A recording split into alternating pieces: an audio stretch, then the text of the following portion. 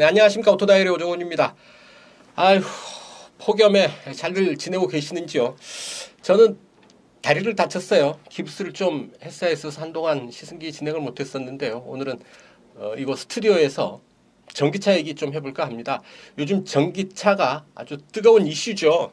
네로라는 브랜드들이 모두 전기차에 달려들고 있다고 해도 과언이 아니다 싶을 정도로 전기차 열기가 뜨겁습니다.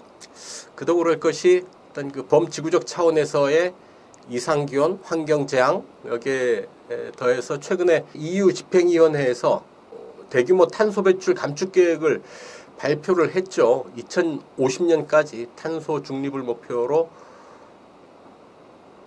여러 가지 제안을 하고 있는데요. EU 영내 온실가스 순 배출량을 2030년까지 1990년 대비 약 55% 감축하기 위한 탄소 국경세 제도를 도입을 하겠다. 그리고 2035년서부터는 영내 가솔린, 디젤 등 내연기관차 판매를 사실상 금지시키겠다라는 발표를 했습니다. 자동차 산업에 큰 영향을 미치게 되는 발표지만 이미 이런 그 친환경 자동차를 개발하기 위한 노력은 그 이전서부터 계속되어 왔죠. 이런 발표가 친환경 자동차 개발에 좀 더 박차를 가하게 되는 계기가 되지 않을까 싶습니다. 그래서 올해에서부터 유난히 전기차 출시 소식이 많아졌죠. 현대 아이오닉 5, 기아 EV6 그리고 G80까지 전기자동차들이 줄줄이 출시를 했고요. 기존에 볼트 EV도 있고요. 쉐보레 볼트 EUV도 하반기에는 출시할 예정입니다. 여기에 전기차 시장의 전통적인 강자 테슬라 모델 3, 모델 Y 이런 부분들 시장에서 아주 뜨거운 인기를 누리고 있죠. 과연 소비자들은 어떻게 대응을 해야 되는지 좀 살펴볼 생각인데요. 자, 일단 제가 간단히 표를 하나 준비를 해봤습니다. 주요 전기자동차 비교를 좀 해봤는데요. 유례 충전으로 주행 가능한 거리, 저온, 상온, 또 WLTP, 연비, 배터리 용량 이런 부분들 살펴볼 텐데요. 전기차 하면 유난히 주행 가는 거리에 관심들이 많죠. 1회 충전으로 몇 킬로까지 달릴 수 있느냐라는 얘기인데요. 불과 2, 3년 전만 해도 전기차 주행 가는 거리 300km 전후로 기록을 했었는데요. 갈수록 그 거리가 늘어나고 있죠. 지금 아이오닉 5 같은 경우에 기본형 스탠다드 모델이 336km에 이르고요. 아이오닉 5 같은 경우에 롱레인지를 하면 400km를 넘겨서 429km까지 간다고 하지 않습니까? 그만큼 이제 전기차도 충분히 주행 가는 거리가 길어져서 내연기관 자동차를 대체할 정도가 되었다라는 얘기고요. 하지만 이 부분에서 좀 생각을 해봐야 될 것이 무조건 주행 가는 거리가 길어서 좋은 것이냐 라는 얘기죠. 저는 좀 다르게 생각합니다. 전기자동차라고 한다면 장거리 주행도 물론 중요하겠지만 일상생활 속에서 근거리 도심 생활에서 좀 더 많이 사용된다고 한다면 주행 가는 거리 300km 정도를 유지를 한다면 충분히 일상생활 속에서 사용할 수 있는 성능을 확보한 게 아닌가 하는 생각을 해봅니다. 또 하나 주행 가는 거리를 늘리기 위해서는 대용량 배터리를 사용을 해야 되는데요. 대용량 배터리를 사용한다는 것 그만큼 배터리의 무게가 더 무거워진다라는 얘기죠. 사실 전기차 주행 가는 거리 늘리는 것 생각해보면 간단한 거죠. 대용량 배터리를 채용을 하면 주행 가는 거리도 늘어납니다. 하지만 대용량 배터리를 채택하는 데서 오는 불편함, 디메리트, 불이익도 좀 생각을 해봐야 되겠죠. 무게가 일단 무거워집니다. 배터리가 커지기 때문에 무게도 당연히 무거워지겠죠. 연비에 좋지 않을 테고요. 그래서 굳이 시내에서 짧은 거리를 왔다 갔다 하시는 분이 주행거리 욕심을 내서 롱레인지 모델 주행거리가 긴 차를 욕심낼 필요는 없지 않을까 하는 생각을 해봅니다. 쉽게 비교를 한다면 우리가 내연기관 가솔린이나 디젤 차를 탈 때 연료 탱크를 꽉 채우지 않고 다니는 경우들이 많죠. 저 역시 지금 디젤 차를 타고 있습니다만은 연료 탱크는 절반 정도만 채우고 다닙니다. 굳이 풀탱크를 채워서 그 무게만큼 더 연비면에서 손해볼 필요는 없겠다라는 생각을 하고 있거든요. 전기자동차에서도 마찬가지입니다. 이제 쓸데없이 대용량 배터리를 쓸데없이는 아니겠죠. 내 라이프 스타일과 맞지 않게 굳이 대용량 배터리를 쓰지 않아도 되는데 성능 욕심을 내서 대용량 배터리를 욕심을 낸다면 현명한 선택은 아니지 않을까 하는 생각을 하게 되는 거죠. 요즘 뭐 주위에 물론 아직도 충전과 관련해서 여러 가지 불편함을 호소하는 분들이 많으시지만 1, 2년 전, 2, 3년 전과 비교해 보면 충전 인프라는 확실히 더 좋아지고 있는 게 분명합니다.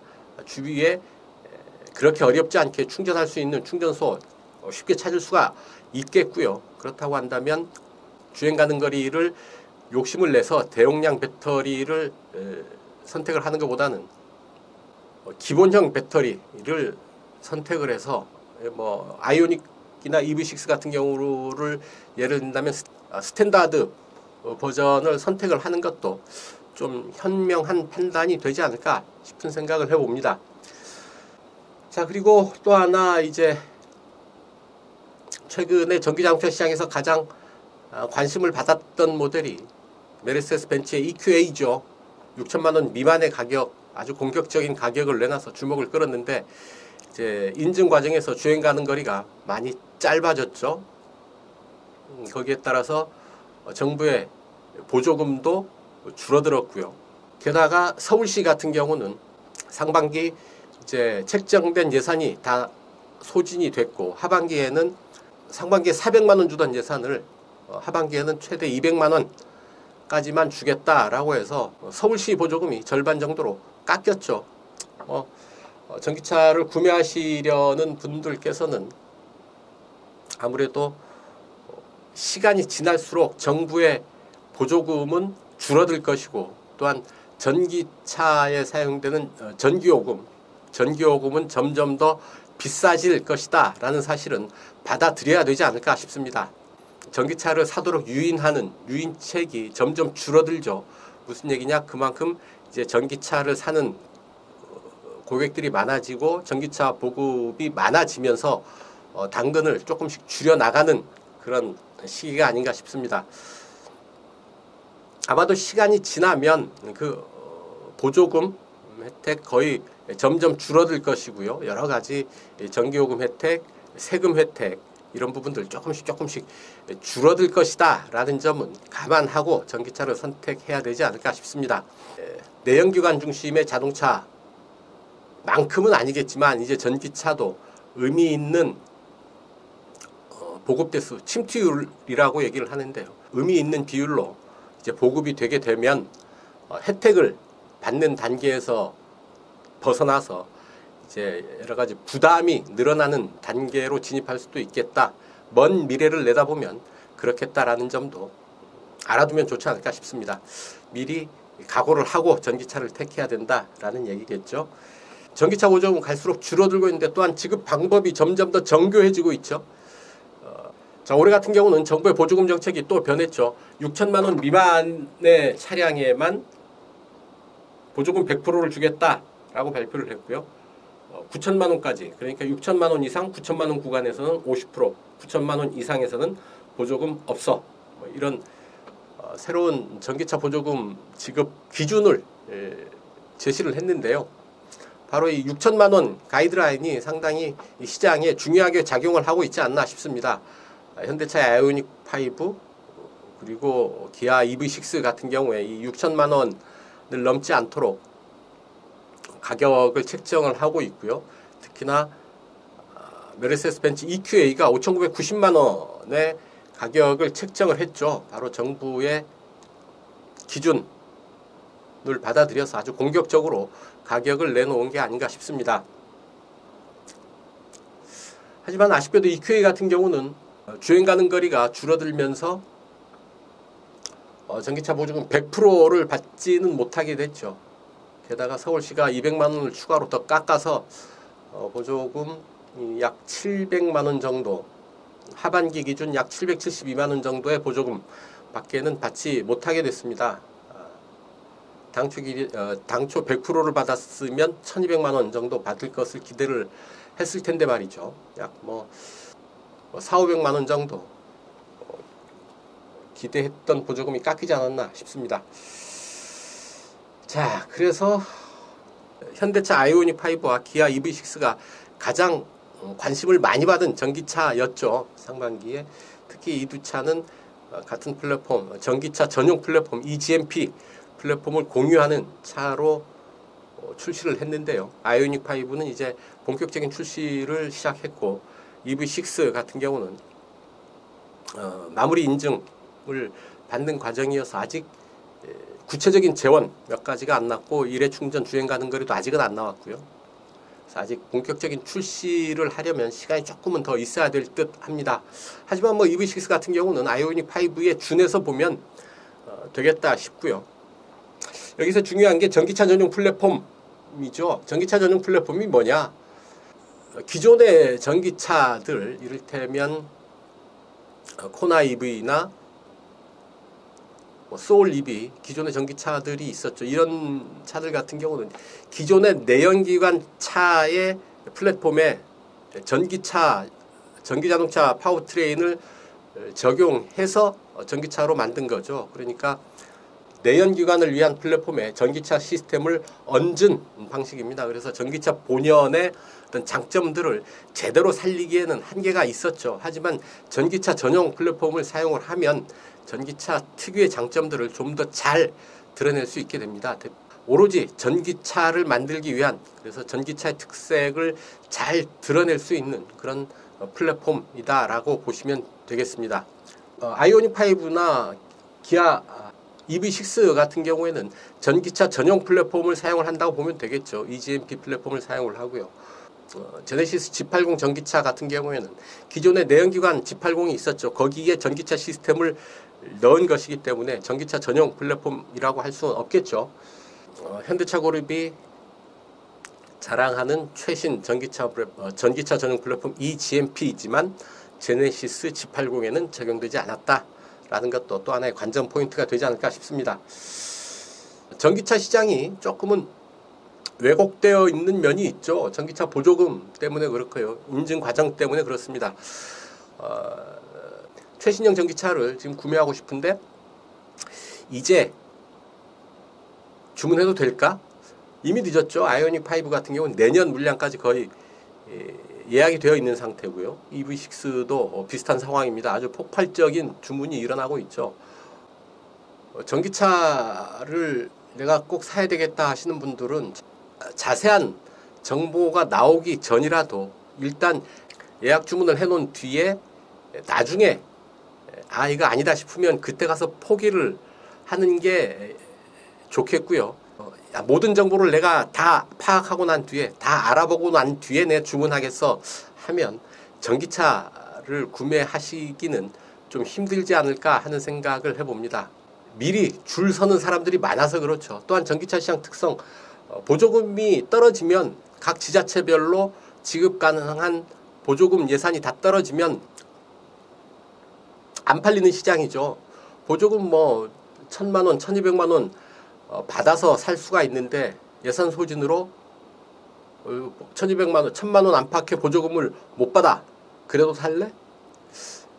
저 같아도 안 사죠. 그래서 전기차 시장은 보조금이 좌우하는 시장이다. 보조금 예산만큼 팔리는 시장이다 라는 얘기고요.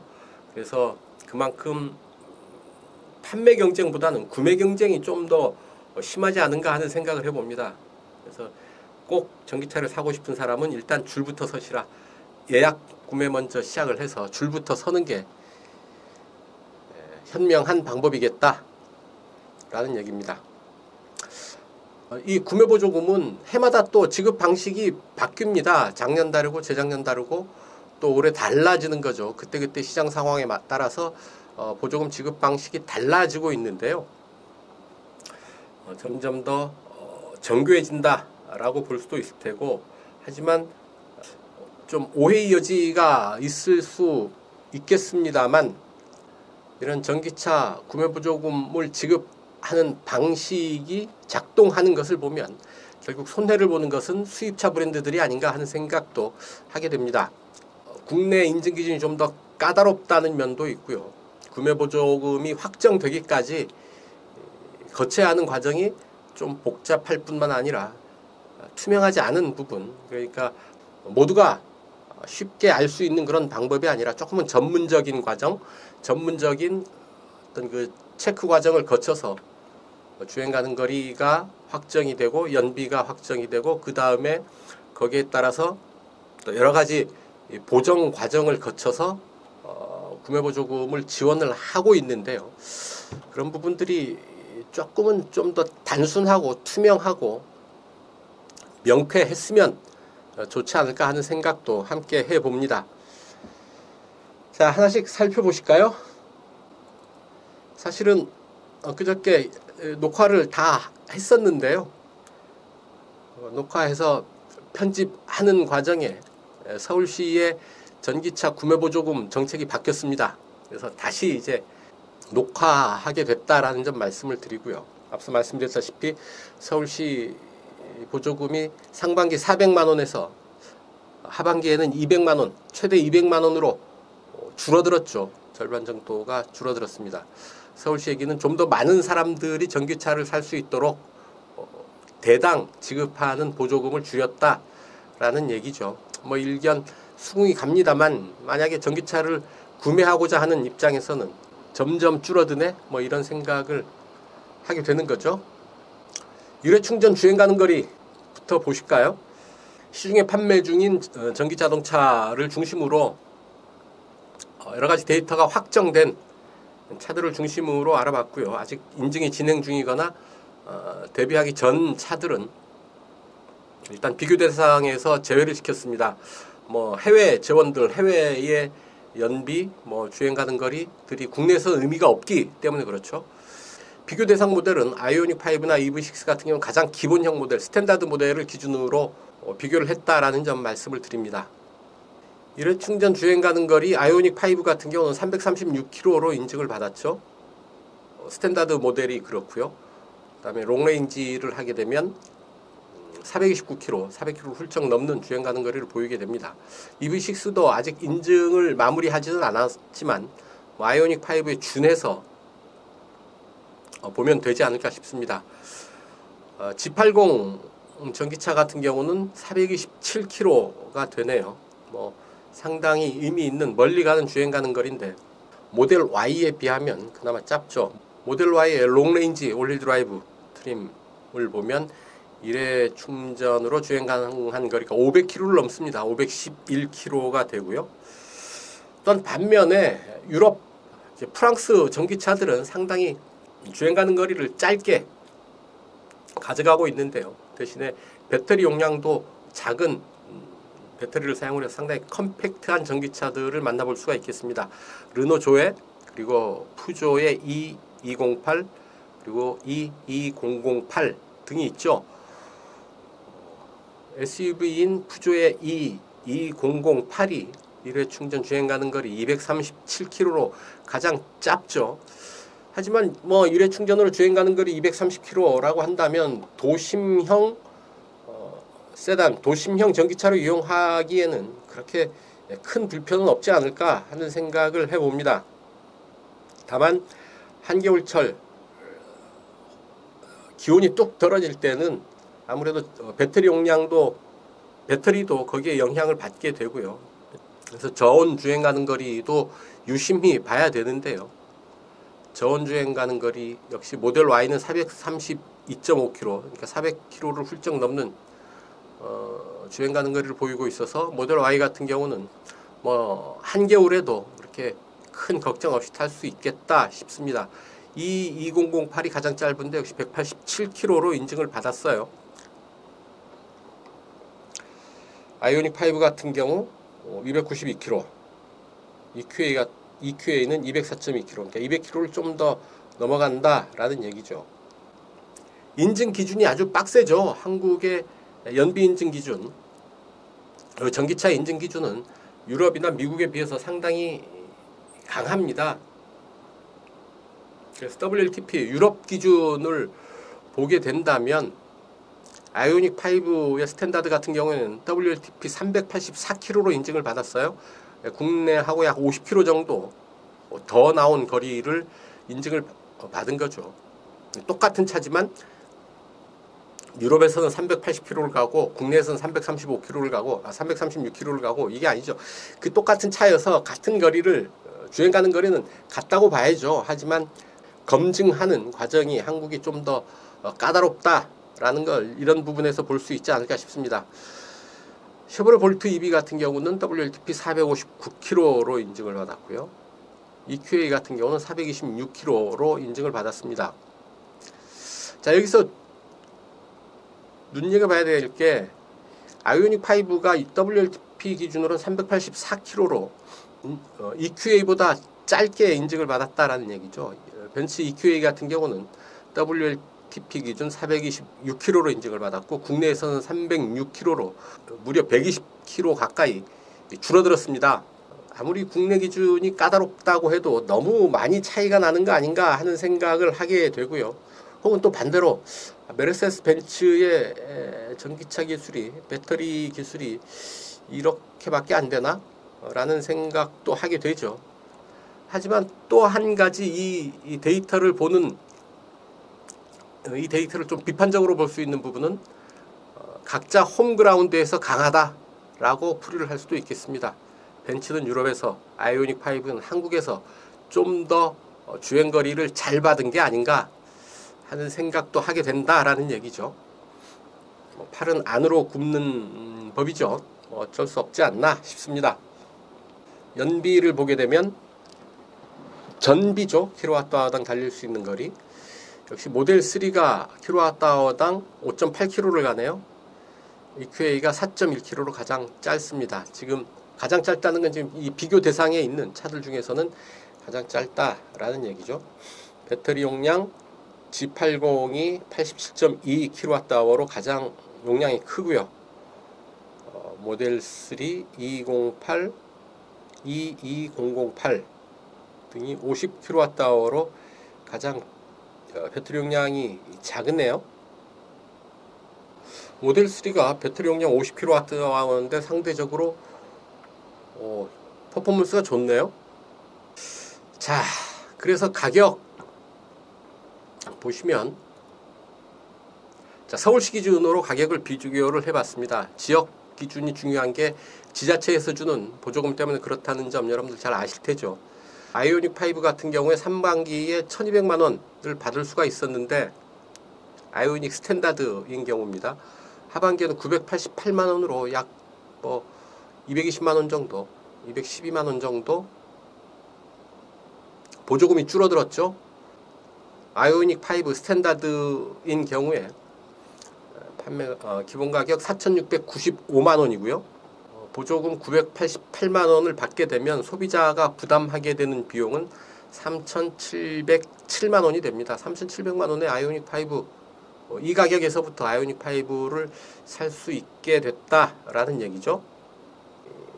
합리적으로 구매할 수 있는 국산 전기차가 되지 않을까 싶습니다. EV6 아직 구체적인 가격 정해지진 않았지만 아이오닉 5에 준해서 판단을 하면 되지 않을까 싶고요. G80 같은 경우에는 판매 가격이 8,281만 원이죠. 그래서 9천만 원 미만이어서 약 50% 정부 지원금 받을 수가 있었는데 상반기에 568만 원을 받을 수가 있었습니다.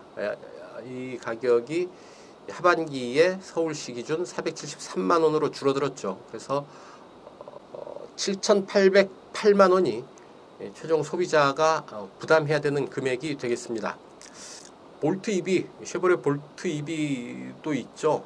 4,593만 원인데요. 소비자 실부담금은 3,643만 원이 되네요. 자, 관심이 많았던 메르세데스 벤츠의 EQA 같은 경우에 5,990만 원, 상당히 공격적으로 가격을 내놨는데 당초 기대했던 보조금 100% 1,200만 원을 못 받죠. 상반기에도 927만 원 정도 기대를 할 수가 있었는데 하반기 되면서 더 줄어들었습니다. 772만 원으로 결정이 됐네요. 그러니까 5,990만 원짜리 메르세데스 벤츠의 EQA 250은 소비자가 5,218만 원 정도를 부담하고 구매를 할 수가 있겠습니다. 모델 3는 이어서 모델 3 4,624만 원, 모델 Y 6,522만 원 각각 소비자 부담 금액이고요. 이 비교 대상 차들 중에서는 르노 조에가 가장 저렴하게 구입할 수 있는 전기차가 되겠습니다. 차량 가격 3,995만 원, 그리고 보조금 877만 원을 받아서 소비자 부담 금액은 3,118만 원이 되네요. 또 르노 조에가 유럽에서는 상당히 인기 있는, 가장 많이 팔리는 전기차라고 하죠. 특히 젊은 층에서는 상당히 노려볼 만한 그런 전기차가 되지 않을까 싶습니다. 자, 푸조 208, 2008 4,100만 원과 4,590만 원인데요. 이제 보조금 811만 원과 756만 원을 받게 되면 소비자 부담금 3,289만 원, 그리고 3,834만 원입니다. 자, 푸조 같은 경우는 한 가지 더 메리트가 있는 게요. 서울시가 전기차 보조금을 하반기에 200만 원만, 최대로 200만 원만 준다 라는 발표를 하자 푸조에서는 그래, 그럼 우리가 자체적으로 200만 원 차값 할인해 준다 라는 프로모션을 내걸었습니다. 8월 중에 2208, 22008를 푸조의 전기차를 사게 되면 이 가격에 200만 원을 더 할인받을 수 있는 길이 있다라는 점 함께 말씀을 드립니다.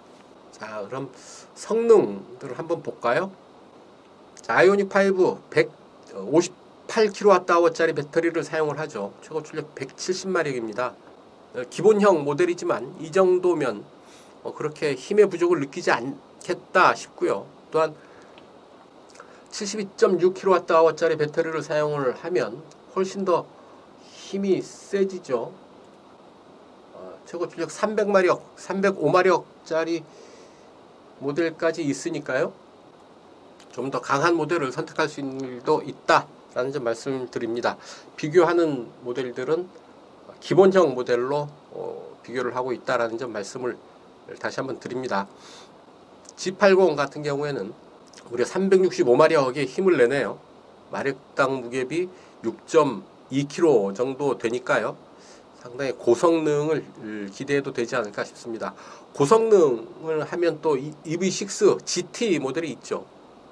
내년에 만나볼 수 있지 않을까 싶은데 상당히 강한 퍼포먼스를 보여주는 EV6 GT의 등장도 기다려 보겠습니다. 기본형 EV6 기본형인 경우에는 아이오닉 5와 마찬가지죠. 170마력이고요. 볼트 EV 204마력, EQA가 190마력입니다. 모델 3가 320마력, 모델 Y 384마력의 힘을 내네요. 상당히 강한 고성능 모델, 고성능 전기차라고 해도 좋을 텐데요. 하지만 이 파워트레인의 출력을 볼 때는 공차 중량, 차의 무게를 함께 봐야 됩니다. 그래서 좀 더 같은 힘이어도 무거우면 실제적으로 드러나는 힘은 줄어들죠. 같은 힘이어도 가벼우면 실제적으로 드러나는 힘은 더 강하게 됩니다. 이른바 마력당 무게의 개념인데요. 1마력이 감당하는 차체의 무게가 어느 정도 되느냐를 보면 그 차의 실제적인 퍼포먼스를 좀 더 구체적으로 알 수 있게 되죠. 아이오닉 5 같은 경우에는 마력당 무게 10.8kg입니다. 10kg가 넘어간다라는 점 약간 좀 무게감이 있겠다라는 생각을 할 수가 있겠죠. 하지만 아이오닉 5 롱레인지 올힐 드라이브 익스클루시브 같은 경우는 305마력이거든요. 그럼 마력당 무게가 6kg 전후에 어떤 효율을 보이게 됩니다. 훨씬 가볍게 달릴 수 있지 않을까 싶고요. G80이 딱 그 수준이죠. 365마력, 그리고 공차 중량 2265kg, 그래서 마력당 무게 6.2kg가 됩니다. 모델 3가 5.2kg로 가장 가볍네요. 자, 그리고 구동 방식. 전기차는 사륜구동 시스템을 적용하기가 쉽다 그러면 좀 어폐가 있죠. 어쨌든 비교적 단순한 방법으로 사륜구동 시스템을 구현을 할 수가 있습니다. 내연기관 같은 경우에는 엔진에서 나온 힘을 프로펠러 샤프트를 거쳐서 뒷바퀴까지 이제 옮겨야 되죠. 동력을 전달해야 되는데 전기차 같은 경우는 그냥 거기에 모터를 하나씩 더 달면 됩니다. 앞차축에 하나, 뒷차축에 하나. 이렇게 모터를 달면 그곳에서 동력을 발생시켜서 바로 타이어를 구동시키면 되기 때문에요. 앞바퀴 굴림 같은 경우에는 앞차축에 모터 하나 놓으면 앞바퀴 굴림이 되고 뒷차축에 모터 하나 놓으면 뒷바퀴 굴림이 됩니다. 앞뒤차축에 모두 놓게 되면 사륜구동이 되는 거죠. 아이오닉5에 사륜구동 적용할 수 있고요. 80 EV는 사륜구동이 기본이고요. EV6 역시 후륜 기반의 사륜구동 선택할 수가 있겠습니다. 쉐보레 볼트 EQA 같은 경우에는 전륜구동 기반으로 움직입니다. 그리고 르노 조의 E208, E2008 역시 전륜구동이고요. 모델 3와 모델 3는 후륜구동, 모델 Y는 올휠 드라이브 사륜구동 시스템으로 움직이게 되는 거죠. 마지막으로 차체 사이즈 한번 보시겠습니다. G80이 사이즈가 가장 크지 않을까 싶네요. 길이가 5005mm로 가장 길고요. 휠베이스가 3010mm로 또한 가장 깁니다. 가장 길고 휠베이스가 가장 넓다라는 것, 그만큼 넓은 실내 공간을 가질 수가 있겠죠. 대신에 휠베이스가 길면 아무래도 움직임, 특히 회전 반경, 좁은 공간에서 회전할 때 좀 더 넓은 공간을 필요로 하게 됩니다. 모든 것을 다 얻을 수는 없겠죠. 단점도 없잖아 있겠으나 어쨌든 사이즈 면에서 가장 큰 전기차다라는 점 말씀을 드리고요. 너비는 모델 Y가, 높이는 SUV인 EQA가 가장 넓고 높은 사이즈를 보이고 있습니다. 휠베이스는 역시 G80이 가장 길고요. 아이오닉5도 휠베이스 3000mm로 제법 긴 휠베이스를 보이고 있죠. 커서 좋으냐? 전기차 같은 경우는 꼭 그렇지도 않겠죠. 우리가 왜 전기차를 타는지를 좀 생각해 본다면 꼭 큰 차가 좋다라고 얘기할 수는 없겠죠. 범지구적 차원에서 닥쳐오는 기후위기, 환경재앙 이런 부분들에서 벗어나기 위해서 지구를 보호하기 위해서 탄소 배출을 줄이고 그러기 위해서 우리가 전기차를 타는데 이렇게 사이즈가 큰 차, 고성능 전기차를 추구하는 것, 뭔가 우리가 전기차를 타는 취지에 어긋나는 면이 있죠. 그런 면에서 우리는 좀 더 작은 전기차에도 눈길을 줄 필요가 있지 않을까 싶습니다. 르노 조에나 푸조 E208 같은 경우가 여기에 해당하겠죠. 비교적 작은 사이즈를 갖추고 비교적 작은 배터리를 갖추고 효율적으로 움직일 수 있는 도심형 전기차로는 이런 작은 소형 전기차들이 어울리지 않을까 하는 생각도 함께 해봅니다. 좀 여러 가지 부분이 부딪히는 면이 있죠. 인간의 욕망, 좀 더 큰 차, 편한 차, 좋은 차를 타고 싶은 기본적인 욕망, 거기에 더해서 전기차라는 어떤 그 시대 정신을 담은 자동차, 그 사이에서 소비자들은 과연 어떤 선택을 해야 될지 정답은 없겠죠. 정답은 없고 자기에게 주어진 조건에 맞춰서 최선의 선택을 하는 것이 좋을 테고요. 여러 가지 또 제가 살펴본 이런 부분들 여러 가지 함께 살펴보면서 최후의 결정을 소비자들이 직접 하면 좋지 않을까 싶습니다. 여러분들 전기차 선택하시는데 조금이라도 도움이 됐으면 좋겠다 싶고요. 사실은 저도 전기차를 기다리고 있는 입장입니다. 3개의 모델을 모두 예약 신청을 해놨고요. 지난달에 결정을 해서 나머지 2개 차는 신청을 취소시켰고 하나 지금 결정을 해서 출고를 기다리는 중입니다. 다음 편에는 제가 어떤 차를 선택했고 왜 그 차를 선택했는지 저의 입장에서 좀 설명을 드리는 그런 시간을 가져볼까 합니다. 오늘 전기차 가지고 여러분들과 얘기를 나눠봤고요. 시청해 주셔서 감사드립니다. 이 무더위에, 이 코로나 시국에 여러분들 부디 건강하시고요. 오늘 시청해 주셔서 감사합니다. 오늘은 여기까지입니다. 지금까지 저는 오토다이어리 오종훈이었습니다. 감사합니다.